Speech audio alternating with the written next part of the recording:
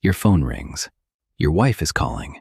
And suddenly, your mood changes. Before you even answer, your brain has already written the entire conversation. Maybe she is calling to remind you about the groceries. Maybe she wants to ask where you are. Maybe she wants to continue yesterday's argument. Your mood changes instantly. You are already preparing your response. But then you answer the phone, and she says, "I just wanted to say sorry about yesterday." For a moment, you pause, because the story in your mind was completely wrong. Now imagine the opposite situation. Your phone rings, and it's your girlfriend. Instantly, your brain creates a very different story. You expect something pleasant. Even if she calls to say, "Sorry, I'll be late for dinner," you still stay relaxed. Same phone, same sound, same action, but a completely different experience. Well, we ended the last episode with a question. Why does your brain sometimes feel like your enemy? Moments like this reveal part of the answer. Your brain is not trying to sabotage you. Your brain is trying to predict reality. And sometimes, the prediction arrives before the truth. Your brain does not simply observe the world. Your brain simulates the world first. When you saw the name on the screen, your brain immediately searched your memory. Past conversations, past arguments, past situations. Using those memories, the brain quickly builds a prediction. This is probably what is about to happen. This prediction happens before the real information arrives. In neuroscience, this is called top-down processing. Your brain sends expectations downward toward what it expects to hear or see. Only after that prediction does the brain check the real evidence.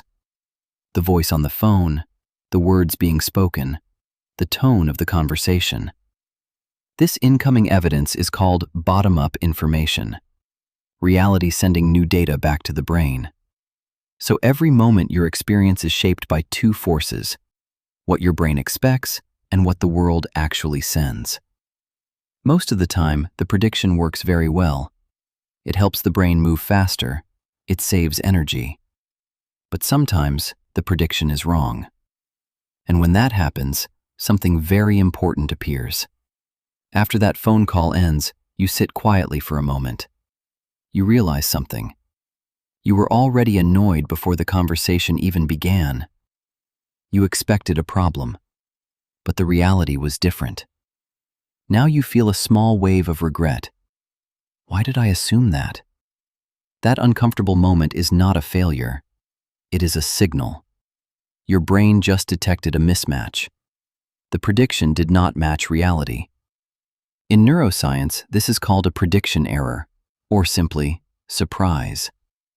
This signal tells the brain, something in my model of the world is not correct.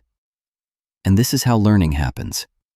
Every time reality contradicts a prediction, the brain updates its internal model. Walking, driving, learning a language. All of these skills improved because the brain kept correcting its predictions. In other words, the brain learns when it is wrong. But here is the interesting part. Your brain does not actually like prediction errors. They require effort.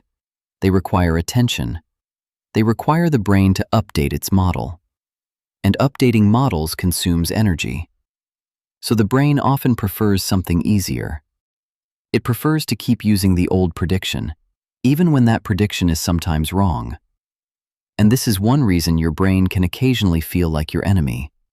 Because the brain is trying to protect its old model of the world, even when the world has already changed.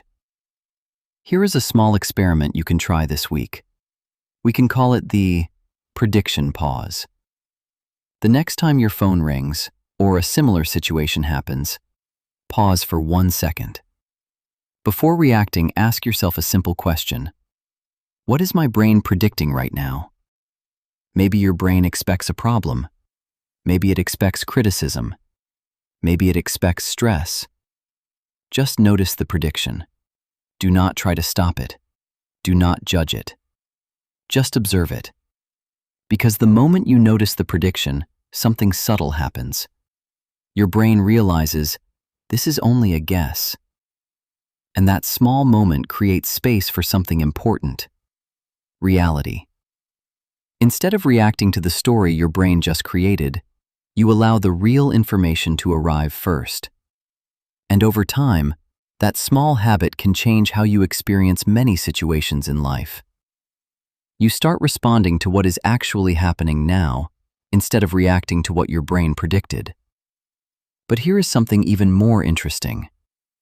If the brain learns when its predictions are wrong, then mistakes are actually valuable information.